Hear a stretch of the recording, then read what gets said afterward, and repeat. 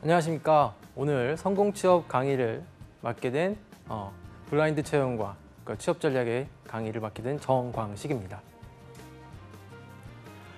여러분들 2017년도 하반기 취업 준비 좀 어떻게 하고 계신가요? 화두가 됐던, 2달 전부터 화두가 됐던 우리 문재인 대통령의 한마디, 스펙을 보지 않겠다, 블라인드 채용을 하지 않겠다 라는 그 한마디에 우리 공기업들이 정말 간이 콩알만해졌죠. 네, 많은 변화가 앞으로도 예상이 됩니다. 그 과정에 가장 혼란스러운 건 바로 우리 취업 준비생 여러분들이겠죠. 그 취업 준비생 여러분들을 위해서 이 아직 정해지지 않는 이 하반기 어떻게 공략하면 되는지 오늘 여러분들과 제가 한번 이 1시간 동안 만들어 보도록 하겠습니다. 여러분들에게 우선 블라인드 채용이라는 것이 무엇인지를 좀 설명을 드릴 거고요. 그 다음에 이 블라인드 채용에 대한 취업 전략 방법은 또 무엇인지, 가장 이슈가 되는 우리 이력서 자기소개서 그리고 면접 방법, 이 방법에 대해서 심도 있게 이 3가지를 한번 다뤄보도록 할 텐데요. 자, 이 블라인드 채용 도대체 왜 나왔을까요? 한번 그 배경부터 한번 알아보도록 하겠습니다. 첫 번째, 자, 우리 여러분들 혹시 복면가왕이라는 이 프로그램 혹시 보셨나요? 아, 네, 저도 즐겨보는 프로그램 중에 하나인데요. 특히 그 하현우 씨가 노래를 하고 그때 알지 못하는 상황에서 도대체 저게 누굴까라는, 저 실력의 가수는 누굴까라는 것들이 정말 궁금증을 정말 많이 유발했습니다. 또 반대로 정말 노래를 잘하는데 그 가면을 벗었을 때는 소위 말하는 아이돌, 일반적인 편견에서는 이 아이돌이라는 건 어떻죠? 네, 아이들은 실력이 없다, 혹은 아직 그 노래에 대한 내공이 없다, 이렇게들 다들 얘기하셨잖아요. 근데 실제적으로는 어떻죠? 얼굴을 가리고 노래만 들었을 때는 저게 누구인지, 정말 아이돌인지 아무도 예상할 수 없었습니다.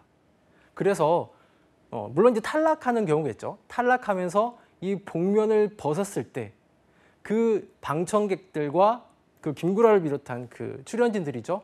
출연진들이 놀라는 그 모습은 그때마다 저도 같이 한번 놀랬던 기억이 납니다. 자, 블라인드 채용은 이 복면가왕하고 좀 일맥상통하는 부분이 있다고 생각하시면 되겠는데요. 우리가 생각하고 있는 서울 혹은 지방대생들에 대한 어떤 이 차이에 대한 편견을 없애주는 것이 그 첫 번째 목적이 되겠습니다. 자, 실제적으로 도대체 이 블라인드 채용 왜 나왔을까요?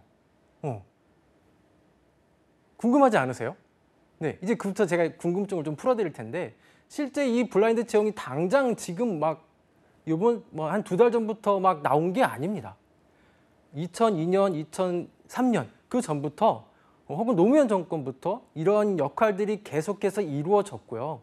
그 다음에 실제적으로 이게 이슈가 됐던 거, 이번에 빵 이슈가 됐던 거는 바로 2달 전이긴 한데, 여러분들 여기서 놀라지 마셔야 되는 게 이미 그만큼 그 전 단계에서 준비를 해왔다는 거죠. NCS라는 어떤 직무 역량에 대한 어떤 그 프로그램들, 이런 것들을 만들게 되면서 체계화된 어떤 채용 그 직무 역량에 대한 우리가 모두가 알 수 있는 NCS 사이트를 만들면서 계속 보급해 오면서 실제적으로 블라인드 채용을 준비해 왔다고 해도 그게 맞는 말입니다.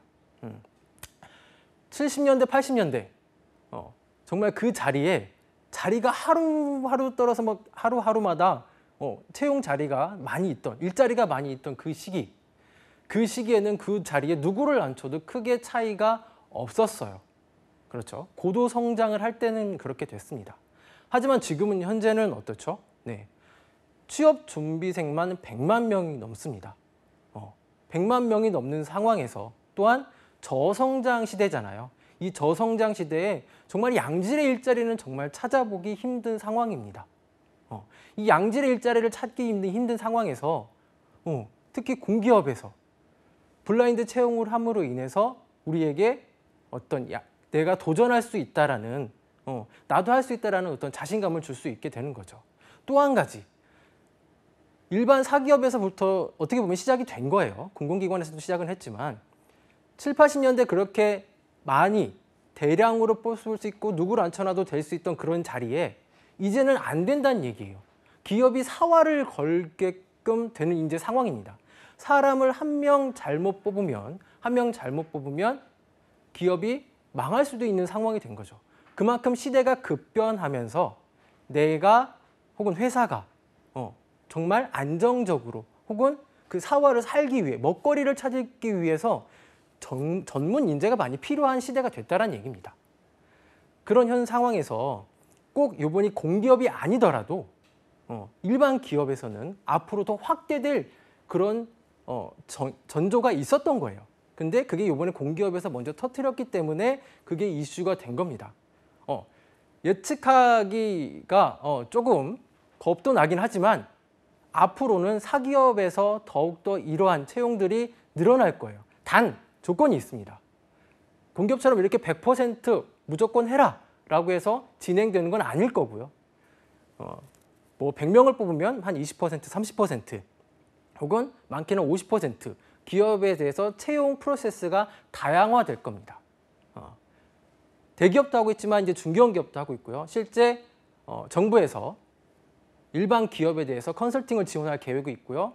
그 다음에 이러한 블라인드 채용에 대한 어떤 가이드라인, 이 가이드라인을 제공을 하고 있습니다. 이러한 가이드라인이 대략적으로 좀 나왔는데요. 이 블라인드 채용에 대해서 앞으로 그 어떤 상황이라든지 이런 걸 예측하기 위해서는 기본적인 자료가 있어야 되겠죠. 그 기본적인 가이드라인을 가지고 여러분들과 오늘 이 시간 좀 한번 만들어 볼까 합니다. 또 반대적인 입장이 있어요. 여러분들께서 이제 글씨가 잘 보일지는 모르겠지만 일반 기업에서는 이렇게 블라인드 채용을 하겠다라고 한 상황인데 실제 취업 포털 인크루트에서 인사 담당자를 대상으로 해서 조사를 했는데 하반기 어떻게 하겠느냐라고 해서 조사를 했는데 약 76%죠. 인사 담당자들이 학교와 혹은 전공을 보겠다고 했습니다. 고려하겠다고 했죠. 실제적으로 보겠다는 얘기로 보셔도 됩니다. 그 이유는 뭘까요? 아직 그 블라인드 채용에 대한 뭘 어떻게 해야 될지를 모르는 거예요. 또한 그렇게 뽑았을 때 인재를 채용할 수 있는지는 우리조차도 알 수 없는 거고 그 회사조차도 알 수 없는 거고요. 공기업이 안정적이고 보수적이라고 하지만 그건 좀 잘못된 생각입니다. 오히려 사기업이 더 보수적일 수밖에 없어요. 왜? 잘못하면 죽거든요. 나만 죽는 게 아니고 거기에 있는 식솔이 다 죽게 되기 때문에 안정에 안정을 기할 수밖에 없습니다. 또 한 가지, 자 출신 학교와 전공을 보겠다고 했고 어학 성적이나 그리고 실무 경력을 보겠다고 했습니다. 또 한 가지, 병역도 본다고 했어요. 그리고 연령이라든지 해외 연수. 어떻게 보면 이거는 당연히 기업 입장에서 볼 수밖에 없는 상황들인데요. 예를 들어 볼게요. 병역은 왜 보죠, 여러분? 우리가 다 알고 있는 내용이긴 하지만 병역은 어떤 체계화된 그런 조직 안에서 잘 따라가고 잘 이끌고 했던 경험들, 처음 바닥부터 끝까지 모두 경험했던 사람들이 경험했던 그 경험에 대해서 그 경험이 있기 때문에 조직 생활을 잘 할 수 있다라는 어떠한 서로 얘기하지 않는 전제 조건들이 있게 되는 겁니다. 또한 국가도 마찬가지긴 하겠지만 아직 공무원에서는 얘기하고 그런 게 없지만 일반 사기업에서는 가산점 아닌 가산점을 주는 경우도 있겠죠. 없다고는 할 수 없습니다. 없다면 아예 그 칸이 없어져야겠죠. 이번 블라인드 채용처럼. 하지만 전면적으로 사기업이 다 진행되지 않는 이 상황에서는 일반 기업에서 그 채용과 관련된 특히 병역과 관련된 내용이 있다는 것은 분명히 눈여겨보겠다는 얘기고요. 그게 45% 정도 된다는 얘기죠. 또한 연령입니다. 나이 분명히 중요하겠죠. 잘 생각해 보세요. 나보다 어린 친구가 오는 건 내가 일을 같이 하는 데는 문제가 별로 없어요. 하지만 나보다 나이가 많은 사람이 옵니다. 물론 좋아요. 서로 관계가 좋을 때는 이런 것들이 전혀 문제가 되지 않겠죠. 하지만 회사는 어떤 조직이죠? 네, 문제를 해결하는 조직입니다. 문제가 발생하고 아침부터 저녁까지 혹은 막 밤에 11시, 12시까지 일하는 조직도 많겠죠. 그렇게 일하는 과정에서 업무 스트레스가 상당히 쌓이게 되죠. 그러면 설령 내가 짜증나 있는 상황이라고 하고 참는 데까지 참는다고 하지만 이 업무에서 오는 서로 간에 주는 이 스트레스 혹은 마찰은 벗어날 수가 없습니다. 아무리 신선이라고 하더라고요. 네, 벗어날 수 없기 때문에 이 연령에 대해서는 기업 입장에서는 안 볼 수가 없겠죠. 그리고 실제 그렇게 뽑아 놓았다고 하더라도 서로 간에 싸우는 경우들이 있습니다. 그런 것들을 기업에서는 미리 방지하기 위해서 연령을 보겠다는 얘기죠. 자, 해외 연수 도대체 왜 가는지 저도 아직은 무조건 그동안에는 이해를 좀 했습니다. 근데 이 블라인드 채용이 있은 후부터는 이 해외 연수에 대해서는 저는 좀 반대 입장이 큽니다. 그런 입장도 있을 수 있겠죠. 저는 뭐 호주에 어떤 여행을 가기 위해서 혹은 제가 힐링을 가기 위해서 갑니다. 저는 말리지 않겠습니다. 갔다 오셔야죠. 저는 못 가요. 돈이 좀 부족하고 집에 이제 자녀들도 있기 때문에 돈을 함부로 쓸 수 없지만 취업준비생 여러분들이라면 본인 혼자만 이렇게 잘 관리하시면 되잖아요. 그렇죠? 그러면 저는 적극 추천합니다. 단기간 갔다 오셔서 어떤 이제 머리도 좀 식히고 활력소도 얻는 건 좋은데 이것을 취업의 하나의 목적으로 해서 1년, 2년 호주나 혹은 다른 나라에 가서 또 뭐 해요? 농장 가서 그 막 일하고 또 이제 뭐 가축 다루고 이런 것들이 전혀 이렇게 도움이 되기에는 어려움이 있다는 얘기죠. 물론 그나마 그중에는 뭐 커피숍이라든지 이런 곳에서 일하면서 서비스 쪽으로 직무를 맞춰서 준비하는 친구들도 있긴 하겠지만 그렇게 준비하는 친구는 정말 많지 않았던 것 같습니다. 단순히 취업을 위해서 가는 어떤 해외 연수나 이런 것들은 조금은 지양하시기를 권고를 좀 드릴 거고요. 성별이나 출신지 이거는 이제 앞으로 제가 좀 더 설명을 드릴 거니까 이거는 살짝 패스하도록 하겠습니다. 그만큼 지금 현재 이 2017년도 이제 하반기에는 공기업과 사기업이 이 채용 프로세스가 이만큼 달리 가고 있습니다. 게다가 공기업은 어떻죠? 나라에서 하라고 했어요. 그러면 해야 합니다. 더군다나 문재인 정권이 들어와서 갓 100일이 지났어요. 가장 힘이 많을 때입니다. 정권 말이면은 뭐 말을 안 들을 수도 있는 정치적인 이슈도 있을 수 있긴 하겠지만 현 상황에서는 가장 힘이 좋은 것이 이제 청와대겠죠. 안 들을 수는 없겠죠. 한번 그거에 대해서 한번 자세히 한번 알아보도록 하죠. 자, 블라인드 채용. 편견이 개입되어 불합리한 채용을 야기할 수 있는 출신지, 가족, 그 다음에 학력, 신체 조건, 키, 체중, 용모, 또한 사진까지 혹은 게다가 학점까지 제외한다고 했습니다. 이건 표준안이 되겠죠. 여기에 따라서 넣을 수도 있고 뺄 수도 있는 것들은 어떤 기관들에 따라서 조금씩 달리할 수 있습니다. 예를 들자면 우리 기관에서는 경비원을 이제 구해요. 예를 들자면 경비원을 구하는데 눈이 잘 침침하거나 혹은 그에 대한 반응이 좀 느리게 된다면 그 직무를 수행하는 데는 조금 어려움이 있을 수도 있겠죠. 단적인 예를 들어드린 거니까요. 자, 그럴 때는 어떤 시력이라든지 이런 것들을 가미할 수 있습니다. 또 한 가지, 취준생을 위해서는 가장 이슈가 되는 거 바로 토익인데요. 토익을 앞으로 넣으려면은 그에 대한 합당한 이유를 본인들이 제시를 해야 됩니다. 각 기관에서. 이제는 함부로 넣을 수 없다란 얘기죠. 스펙을 여기서부터 이제 확실하게 걸러 나가겠다라는 게 바로 우리 그 정부의 의지인데 중요한 거는 한 가지가 더 있는 게 지방대생들이나 초대졸대생들한테 어떤 혜택을 주자는 게 아닙니다. 여기서 보이는 것은 자, 학력이죠. 내가 단순히 그 지방의 대학을 나왔다는 이유만으로 지원할 수 없는 상황이 되거나 면접까지 갈 수 없는 상황, 나조차 보조해줄 수 없는 그런 상황이 된다면 그건 하나의 편견이 되겠죠. 제가 아까 말씀드린 복면가왕처럼 말입니다. 또한 학점이 낮아요. 일반적으로 일반 기업에서는 보통 3.0을 기준으로 하는 기업들이 아직은 많아요. 자, 이 3.0이 안 돼서 지원조차 못하는 경우들도 아직은 봤어요. 물론 개개 기업에 따라서는 3.0 밑에 학생들도 충분히 지원을 해서 같이 볼 수 있는 경우들도 많긴 했겠지만 그조차도 안 되는 경우들이 아직은 좀 많았습니다. 그게 제 개인적인 생각이 좀 들어갔고요. 자, 이러한 학력이나 학점, 그렇죠? 또한 내가 단순히 뚱뚱하다고 해서 실제 면접에 못 가거나 서류 과정에서 탈락이 된다면은 억울할 수 있겠죠. 자, 이런 것들을 없애주겠다는 거지 단순히 지방대생들을 위해서 뭔가를 내가 너네한테 특혜를 줄게 이런 건 아닙니다. 뭐 지금 서울권에 있는 학생들이 조금 상위권에 있는 학생들이 반발할 수 있는 상황인데요. 오히려 보면은 이제 앞으로 제가 뒤에 자세히 더 설명을 하겠지만 NCS라는 이 직무에 관련된 테스트를 하는 이 시험의 입장에서는 시험적인 스킬을 더 가지고 있는 서울권에 있는 학생들이 더 유리할 수도 있는 상황이 벌어집니다. 이제 그거는 앞으로 채용이 프로세스가 어떻게 이어지는지 한번 봐야 되는 상황이기도 하고요.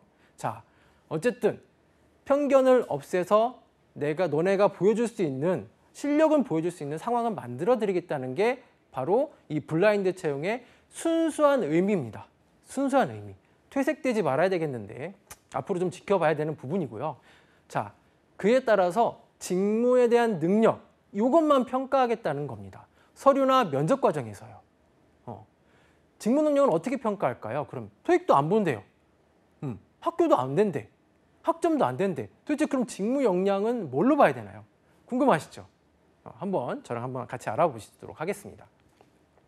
자, 이 블라인드 채용을 기대하는 효과들은 제가 방금 전에 말씀드린 것처럼 똑같이 누구나 출발선을 똑같이 해서 같이 도전할 수 있는 그런 기회를 주기 위한 거고요.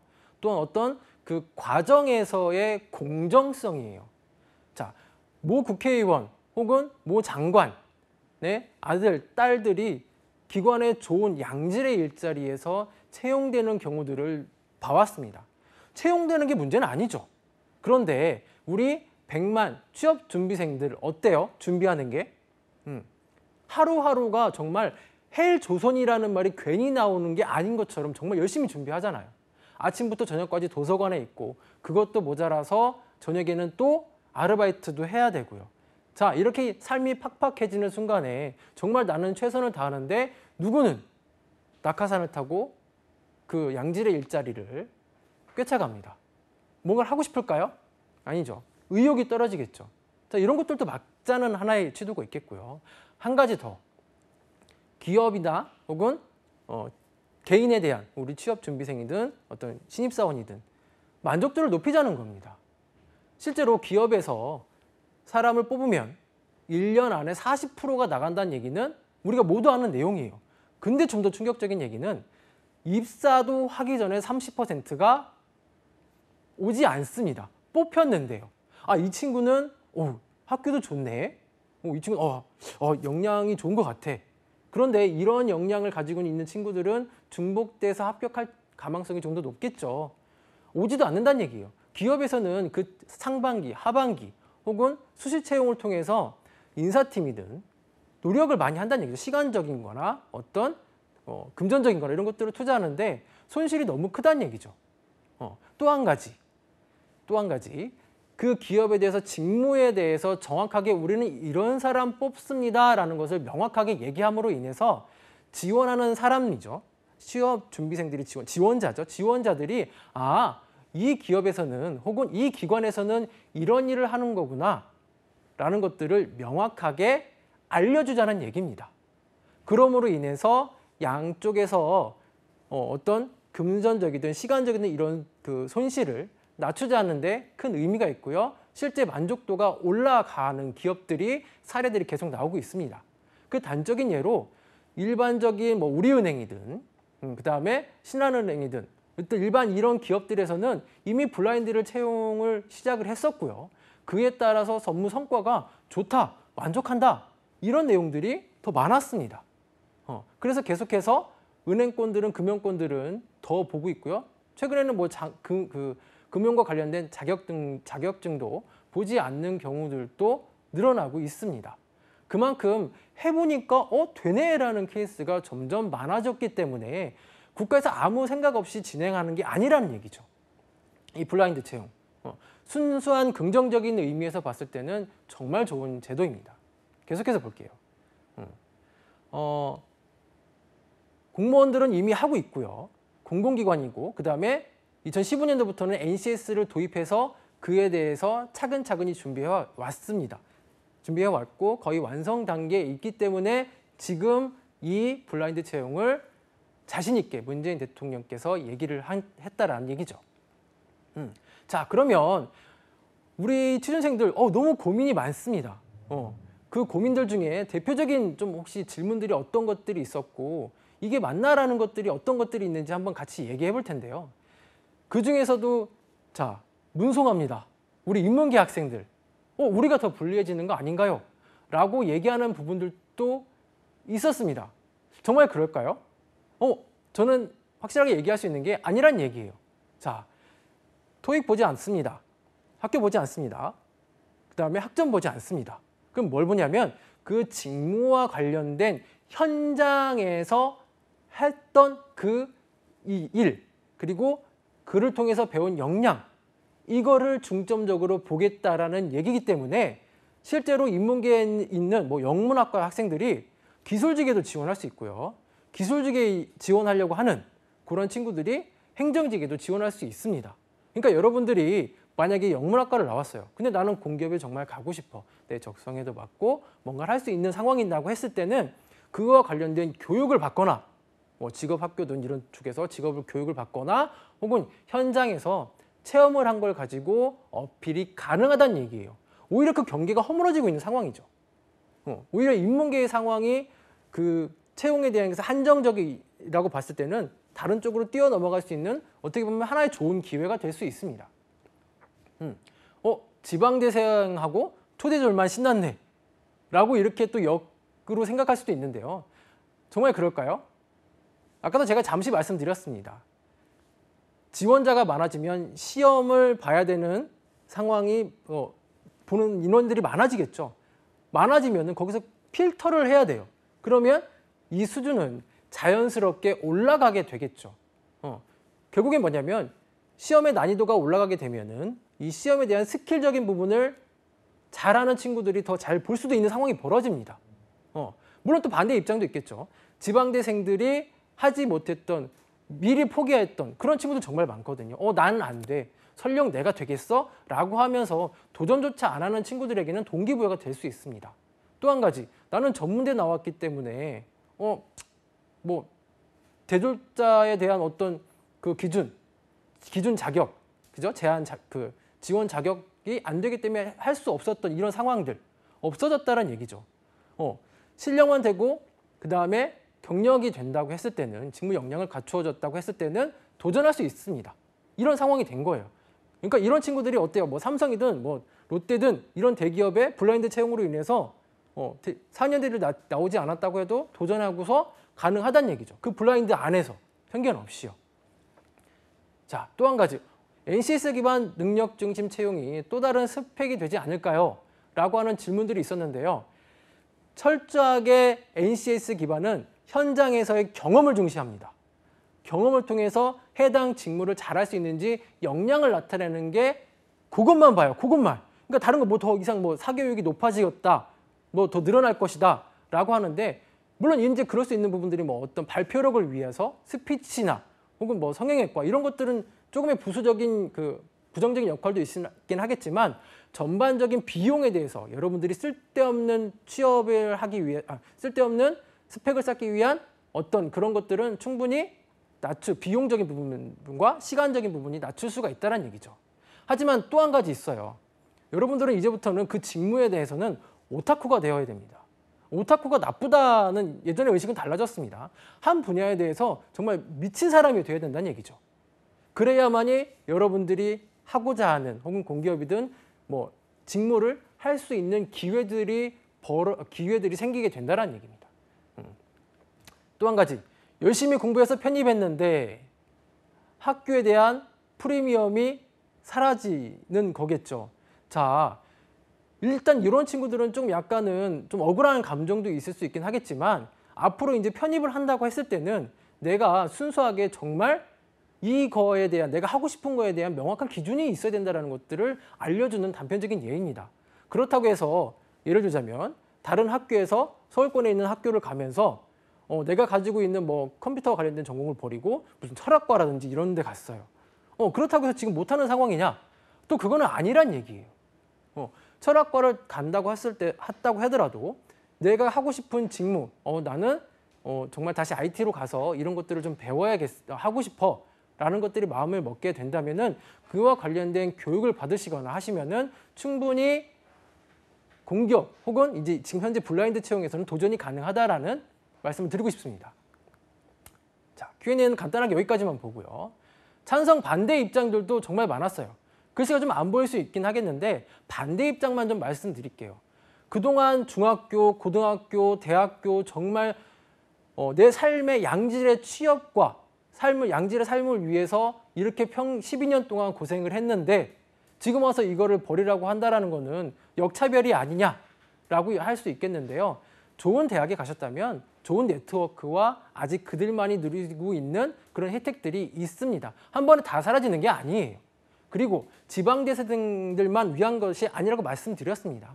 단순한 편견을 없애자는 것뿐이에요. 오해하시면 안 된다는 얘기입니다. 자, 서두가 좀 길었고요. 자, 그렇다면 우리가 취업 전략 어떻게 해야 될까요? 자, 핵심이에요. 역량입니다.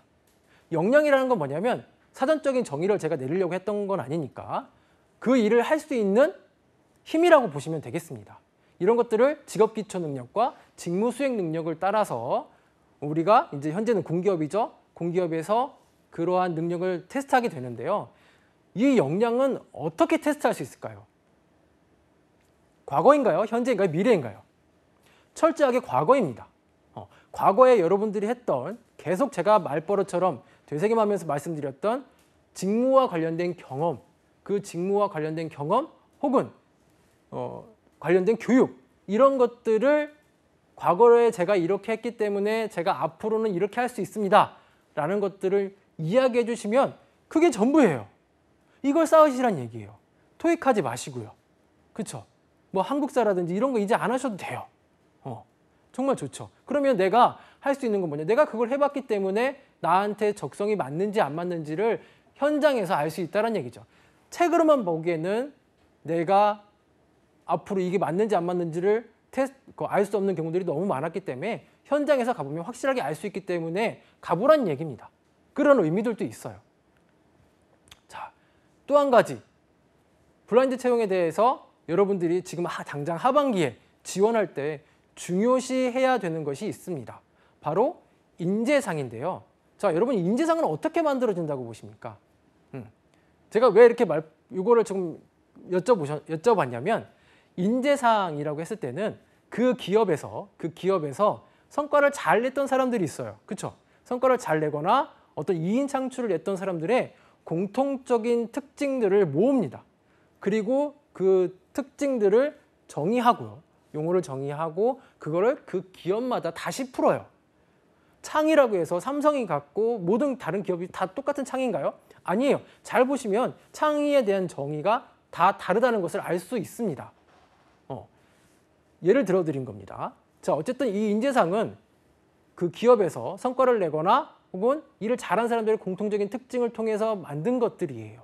자, 그럼 이 만들어진 것을 그냥 두고 그냥 올려놓은 것뿐인가요? 아니죠. 여러분들은 이걸 잘 봐야 돼요. 앞으로 이제 블라인드 채용에서는 특히 공기업에서는 이 가치 혹은 그 인재상이 상당히 중요하게 되는데 왜냐하면 일반 기업 같은 경우에는 변화가 다변화하기 때문에 앞으로는 없어질 수 있는 상황이 벌어집니다. 하지만 공기업은 아니에요. 공기업은 덜 할 수 있습니다. 덜 하겠죠. 덜 하는데 단순히 뭐 창의, 주인의식 그런 것들이 아니고 바로 밑에 있는 그 용어에 대한 풀이를 정확하게 읽어보셔야 됩니다. 거기서 말하는 창의가 뭐고 주인의식이 뭐고 혹은 열정이 뭔지를 다시 한번 되새겨봐야 그게 나하고 맞는지를 명확하게 다시 한번 보시고 하반기에 지원할 때는 거기에 맞추셔야 되는 거예요. 단적인 예로 하나 더 보여드릴까요? 자, 안 보이실 거예요. 상관없어요. 보이는 이런 게 중요한 게 아니고 거기에 대해서 지금 역량들에 대해서 혹은 인재상들에 대해서 정의가 되는데 그 밑에 있는 용어에 대한 풀이를 보시라고 제가 강조하기 위해서 가져왔던 것뿐입니다. 여러분들이 이걸 알고 싶다면 가고 싶은 기업에 대해서 들어가셔서 한번 보시면 돼요. 아시겠죠? 그럼 용어가 다 다른다는 것을 알 수 있습니다.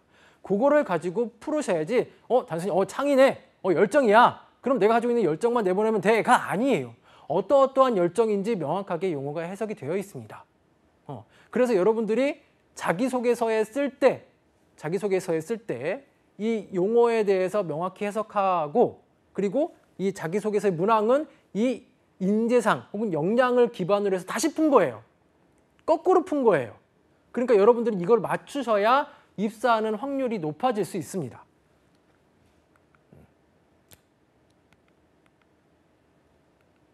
자, 공기업은 사기업과 그동안은 기술직이 명확하게 나뉘었었어요. 하지만 이제 그 경계가 너무 왔다 갔다 하고 있죠. 기술직에 있는 친구들이 사무직에도 지원할 수 있고요. 사무직에 있는 친구들이 기술직에도 지원할 수 있는 현재 상황이 됐습니다. 교육이 있든 현장 경험이 있다면 말입니다. 물론 이제 사무직에 있는 친구들이 어떤 발전소라든지 혹은 IT 쪽에 가기 위해서는 해당 직무에 대해서 나는 이래서 이런 교육도 받았고 이러한 자신감도 있습니다. 이런 지원 동기도 있습니다라는 것들이 여러분 스스로 자신감을 갖고 만드셔야 된다는 얘기예요. 확실한 역량적인 것들을 나타낼 수 있어야 된다는 얘기죠. 자, 이러한 역량들은 준비 방법들이 있어요. 이건 제가 말씀드리는 게 아니고 제가 이 가져온 것들은 가이드라인에서 가져온 겁니다. 우선 채용 공고가 뜰 거예요. 조금 더 솔직하게 말씀 여쭤볼게요. 자, 여러분들 공기업 가고 싶어요. 미리 알아보시나요? 아니요. 뜨면 그때 알아보시잖아요. 그렇죠? 제가 뭐라고 하는 게 아닙니다. 뭐라고 하는 게 아니고 여러분들이 뜬 그 공기업을 그때서야 알아봐요. 상관없어요. 제가 뭐라고 하는 게 아니에요. 단 그 뜬 공고가 이제부터는 자세하게 나온다는 얘기예요. 얼만큼 자세하게 나오는지는 제가 잠시 후에 또 보여드릴 텐데 그 공고가 혹은 내가 마케팅을 지원해요. 마케팅이 나한테 맞나? 라는 것들을 확실하게 한번 검증할 수 있는 게 이 NCS 사이트를 통해서 직무 능력 진단이라는 것을 할 수가 있습니다.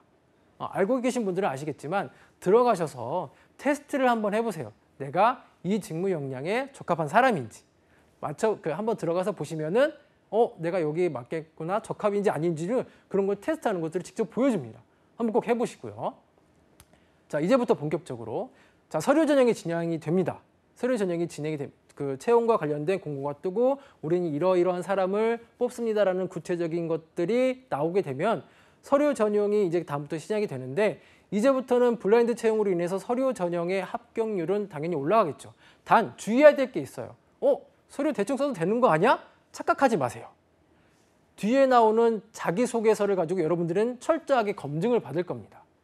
철저하게 검증을 받기 때문에 이력서상에는 쉽게 넘어갈 수 있지만 자기소개서 문항에 대해서는 최소한 10번씩 읽어보고 그 의미가 뭔지 명확하게 하신 다음에 작성을 하셔야 될 거예요. 스피치 학원이 뉴스, 블라인드 채용과 관련된 뉴스를 봤는데 앞으로 스피치 학원이 더 이렇게 붐을 이룰 거다라는 얘기가 있었습니다. 하지만 저는 또 반대로 생각해요.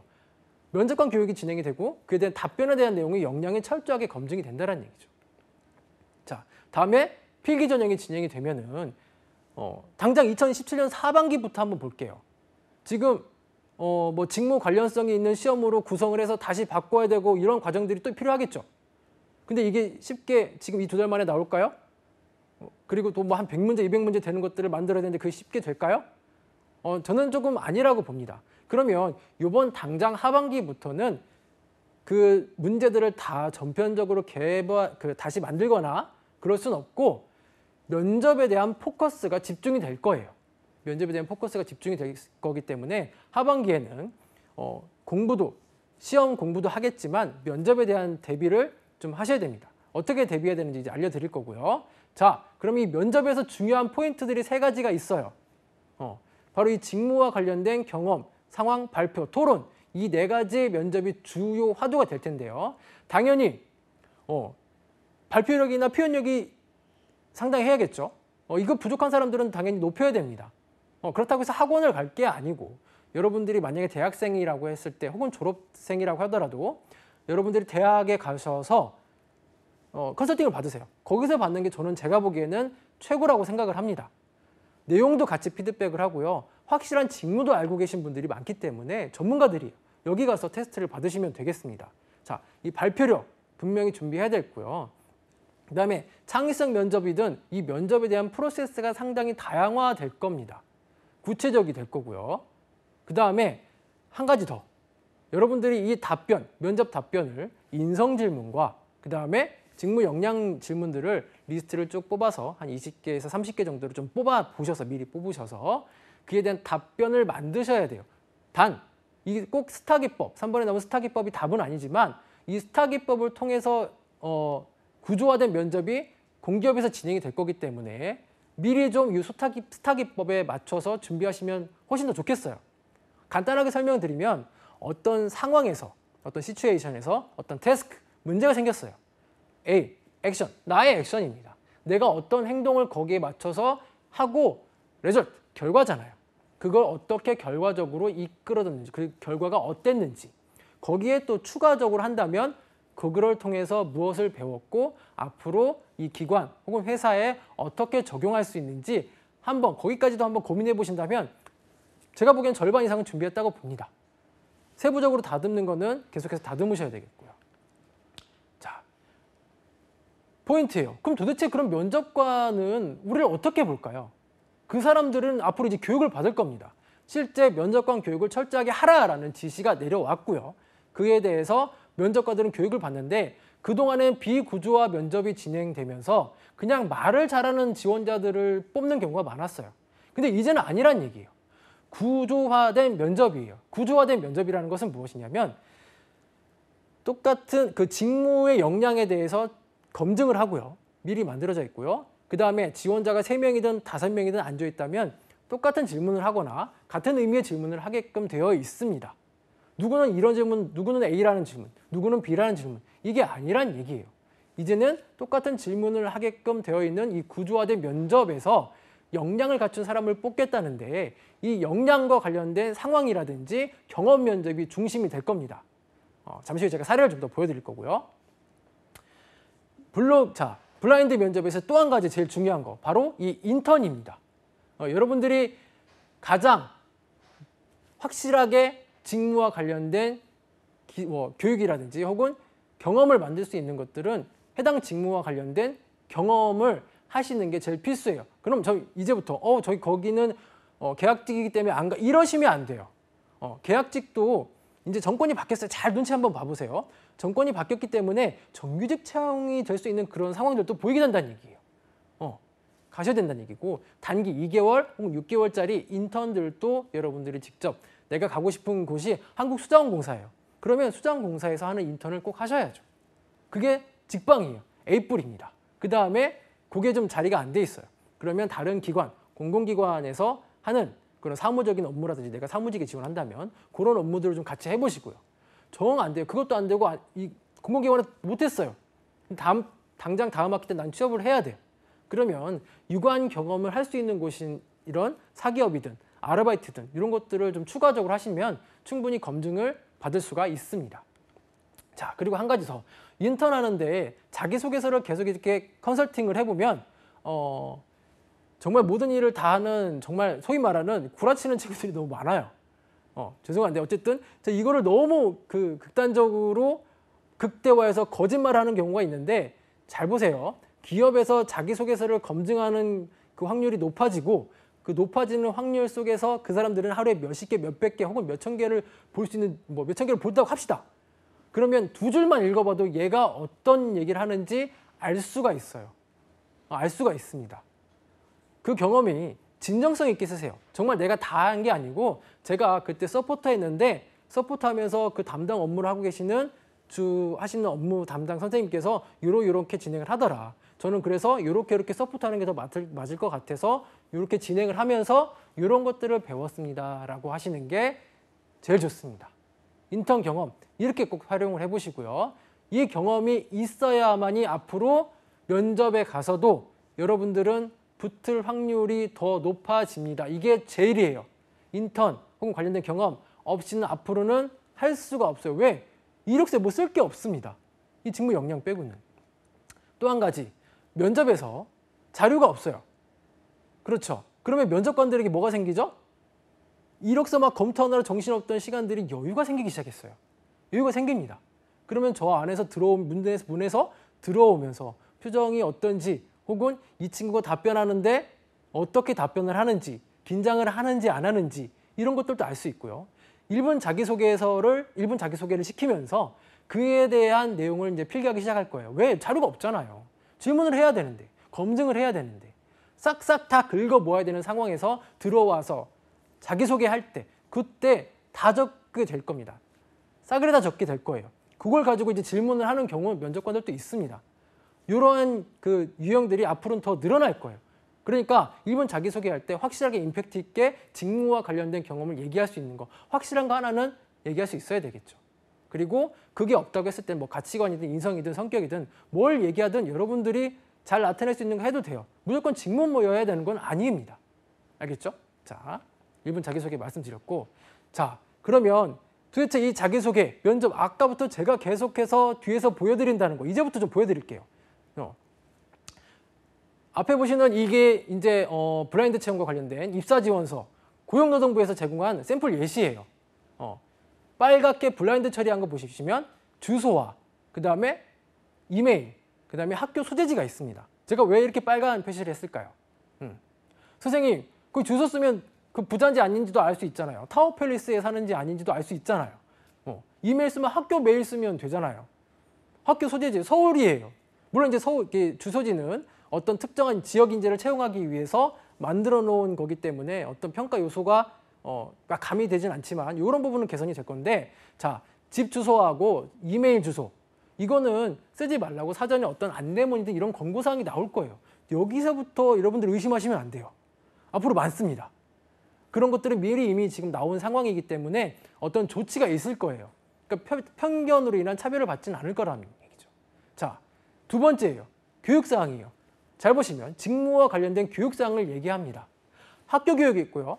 직업훈련이 있고요. 기타 훈련이 있습니다. 예를 들자면 제가 마케팅 기법을 들었어요. 그 다음에 교육시간을 적게 되어 있습니다.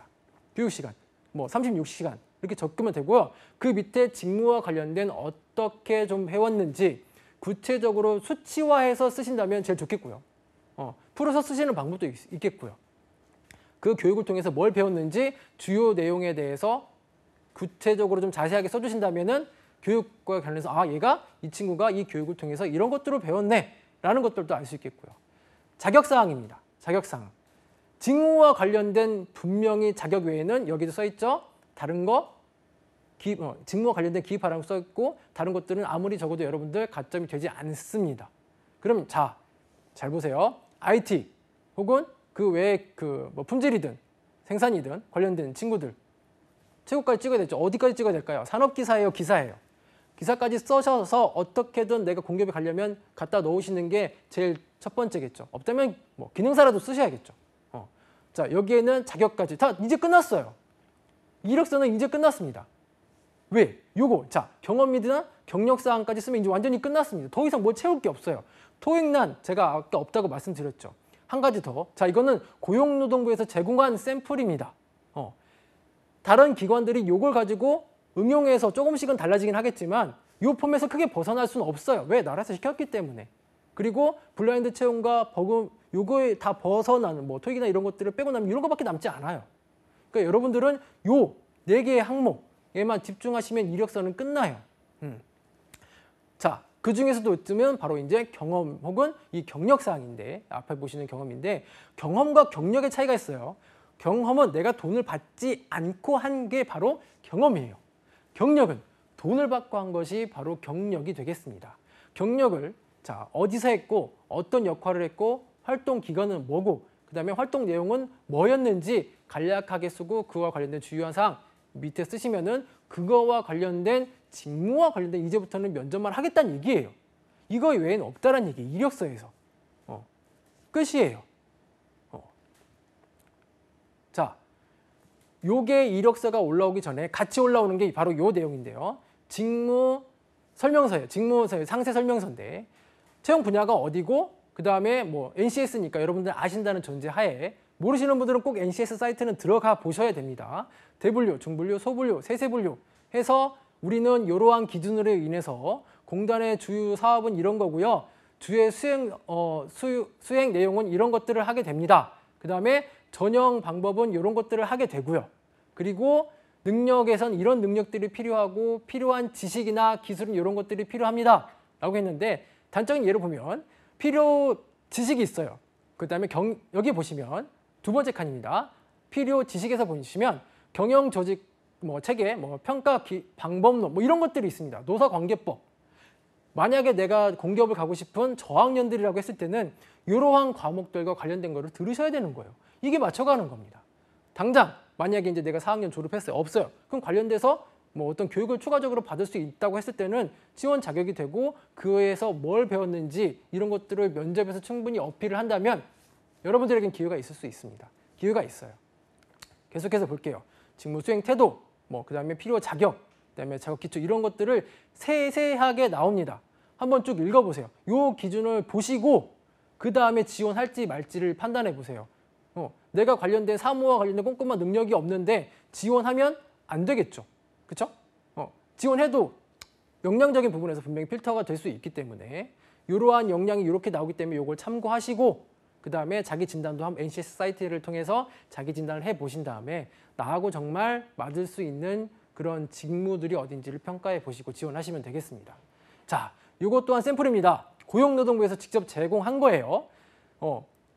보유 역량, 설득했던 경험, 삶의 어려움, 문제 해결, 노력, 이런 것들이 있는데 이런 것들을 기준으로 해서 경험적인 부분이 계속해서 혹은 문제 해결적인 문제 해결 측면에서 문제를 계속 나타내기 때문에 이러한 기준들을 샘플을 가지고 있는데 자세하게 한번 볼게요. 자, 한국 수력 원자력에서 이번에 2017년도에서 상반기에 했던 문항입니다.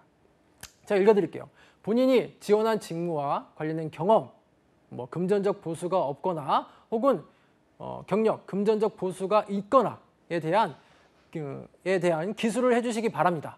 다양한 활동, 학교, 회사, 동아리, 동호회 이런 것들이 있는데 앞으로 이런 학교나 동아리 이런 부분은 빠질 수 있겠죠. 단 동아리 내가 한 개의 동아리밖에 없는데 어떻게 해요? 라고 했을 때는 동아리 앞에 명들이 빠지거나 이러한 가이드라인은 앞으로 세부적으로 나올 거예요. 걱정하지 마세요. 동아리명 쓰면 연세대 동아리 혹은 이화여대 아무튼 서울대 이런 것들을 쓸 수 있잖아요. 걱정하지 마세요. 뺄 거예요. 나라에서 알아서 해줄 테니까 거기까지는 걱정 안 하셔도 됩니다. 기준 가이드라인이 나올 거고요. 어쨌든 내가 동아리 활동했던 게 직무와 연관되면 쓰셔야 되잖아요. 그러면 어떤 띵띵 동아리라든지 앞에 블라인드를 살짝 처리하고 나타낼 수 있게끔 할 수 있으니까요. 자, 이런 것들은 블라인드가 가능하다라는 거. 계속해서 통해 지원한 직무와 관련해서 쌓은 경험 또는 경력 사항에 대해서 1000자 이상 쓰래요. 근데 잘 보세요. 자, 1-1, 1-2, 1-3 이렇게 나옵니다. 자, 1-1부터 볼게요. 자, 언제 어디서 활동했던 경험인지 기술하래 200자 내외로요. 200자 내로 여기까지 쓰면 내가 어떤 활동을 했는지 그 다음에 해당 활동에 대해서 본인이 맡았던 역할이 뭐였는지 그 다음에 마지막으로 해당 활동의 결과와 이를 통해 본인이 배운 점이 뭐냐 구체적으로 물어보고 나눠서 물어보고 있어요. 여기에서는 면접관들이 이력서에서 보지 못했던 이런 항목들이 예시이긴 하지만 면접의 상황에서는 빨리 파악을 할 수 있게끔 문제 또한 이렇게 세분화 될 거예요. 앞으로 더 세분화하게 될 겁니다. 한 가지만 더 볼게요. 자, 본인이 현실과 타협하거나 편법을 사용하지 않고 했던 거. 자, 이것도 1-1 언제 했는지 그 다음에 해당 역할이 뭐였는지 완수하게 어려웠던 점이 뭐였는지 그 다음에 노력과 결과로 인해서 어떤 결과가 나왔는지 이런 것들에 대해서 글자 수를 제한하는 경우들이 있습니다. 앞으로 이런 케이스는 더 늘어날 거예요. 왜? 그 해당 면접관이 교육을 받고 철저하게 교육을 받습니다. 교육을 받고 자기소개서와 혹은 기타 서류가 또 있을 수 있긴 하겠지만 이것만을 가지고 검증하려면 빠른 시간 안에 파악을 해야 되고 해당 역량에 대해서 구조화된 평가표가 있어요. 이 구조화된 평가표와 해당 질문들이 명확하게 정해져 있습니다. 잠시 보여줄게요. 이런 것들을 가지고 질문하게끔 되어 있기 때문에 면접관이 아닌 면접자를 철저하게 검증을 할 수가 있다는 얘기죠. 그 시간이 더 늘어난다는 얘기죠. 자, 자, 이러한 기준들이 주의사항들이 국가에서 권고를 하면서 세부적으로 사항이 나왔습니다. 자, 응시자에 대한 차별적인 요소가 될 수 있는 질문들은 삼가하고 만약에 지원자가 그에 대해서 언급을 했을 때는 제지해야 된다라는 것들이 지금 기준이 있죠. 보세요. 있습니다. 그리고 시행 전에는 면접관의 사전 교육을 반드시 실시하라. 여러분들도 교육 받죠. 앞으로 이제 면접관들은 더 디테일한 교육을 받게 될 겁니다. 국가에서 실제적으로 민간 기업도 컨설팅에 들어간다고 얘기했고요. 믿으셔야죠. 왜요? 할 거거든요. 이거는 하고 안 하고의 문제가 아니고 우리는 입장에서는 따라가야 되는 상황입니다. 결론적으로 얘기하면 어떤 제도가 디테일하게 결정되는 순간에는 거기를 파고 들어가기가 힘들어요. 그러나 지금 우왕좌왕할 때 이때가 기회예요. 여러분들이 할 수 있는 도전에서 뭔가를 얻어갈 수 있는 기회란 말이에요. 요거 잘 준비하시면 하반기에 분명히 승산이 있을 수 있습니다. 자, 좀 샜는데 다시 돌아와서 자, 구조화된 면접입니다. 기존의 면접하고 다른 게 뭐죠? 바로 직무에 대해서 여쭤보는 거하고 지원자에 따라서 똑같은 질문을 하게끔 되어 있습니다. 그리고 면접자끼리 또 크로스 체크도 하게끔 되어 있고요. 이런 타당도를 제거하기 위해서 매트릭스도 만들게 돼요. 또한 이제 매뉴얼이 있기 때문에 그거에 대해서 주관적으로 기존에 면접관 주관대로 이 친구는 말을 잘하니까 이 친구는 첫인상이 좋으니까 이렇게 안 된다는 얘기예요. 구조화 시키는데 지금 철저하게 노력을 하고 있고 이 구조화만 잘 되어 있어도 객관적인 면접이 되는데 훨씬 더 많은 어떤 성장이 있을 수 있습니다. 자, 그 실제적인 사례를 한번 볼게요. 자, 한국 그 산업인력공단에서 직원 채용할 때 NCS 기반에서 면접상을 좀 했던 실제 프로세스예요. 면접 질문입니다. 보도록 할게요. 자, 면접에서는 상황 면접하고 경험 면접이 이제 주가 될 텐데 그 상황 면접입니다. 자, 한국산업인력공단과 그다음에 경쟁 관계에 있다고 생각되는 조직이 있다면 어디입니까? 라고 질문했어요. 여러분 어떻게 대답하시겠어요? 네, 뭐 A라는 회사입니다. B라는 회사입니다. 라고 했을 때는 1차적인 답변이겠죠. 근데 자, A라는 회사입니다. 라고 했을 때는 이렇게 추가 질문이 나옵니다.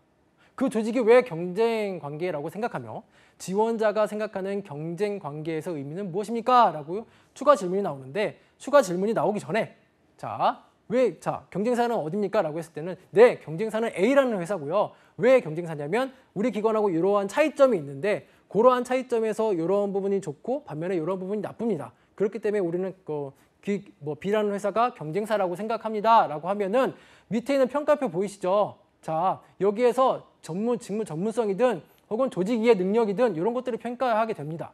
조직 이해 능력이라는 것은 이 친구가 이 질문을 던졌을 때 우리 조직 안에서의 어떤 상황에 대해서 잘 알고 있는지 빗대어서 얘기할 수 있는지를 보게 된다는 얘기죠.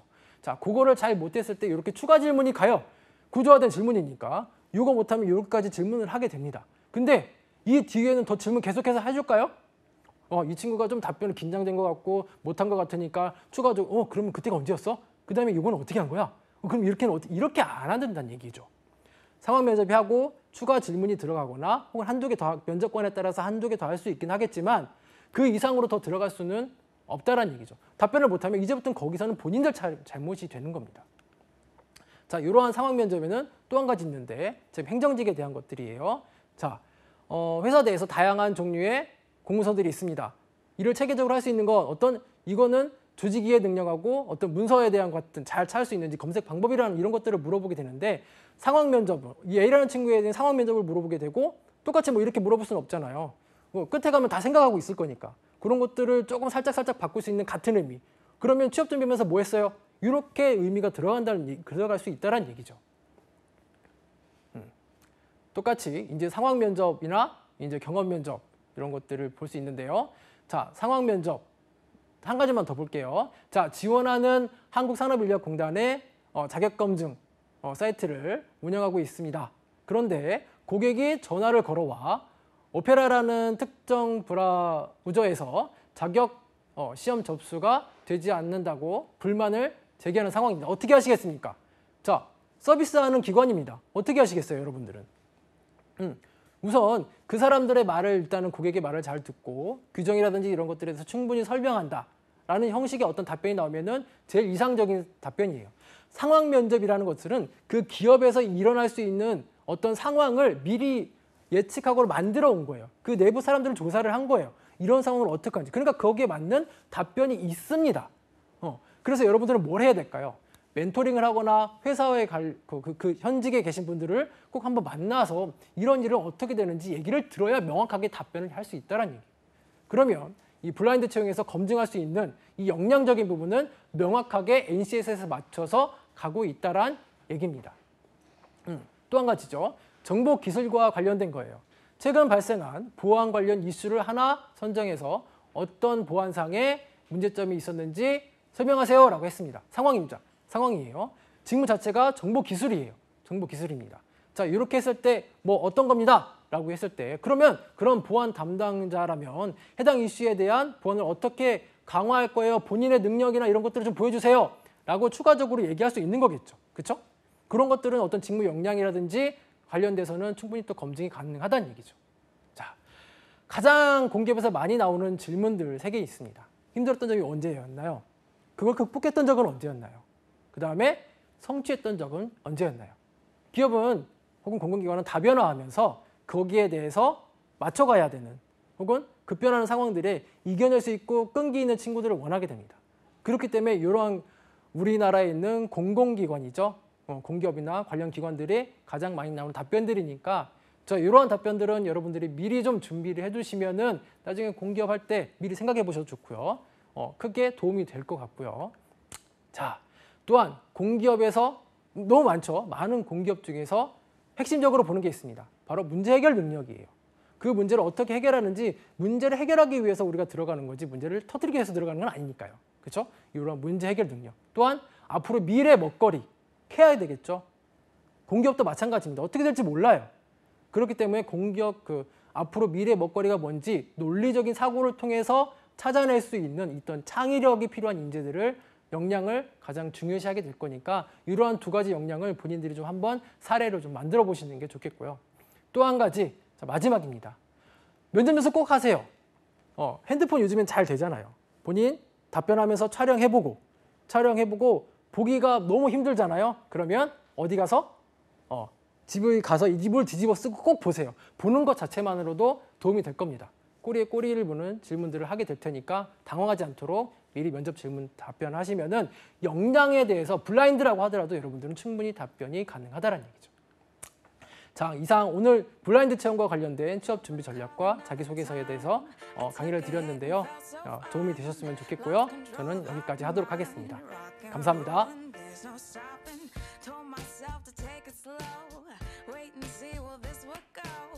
Check me now, what do you know? I'm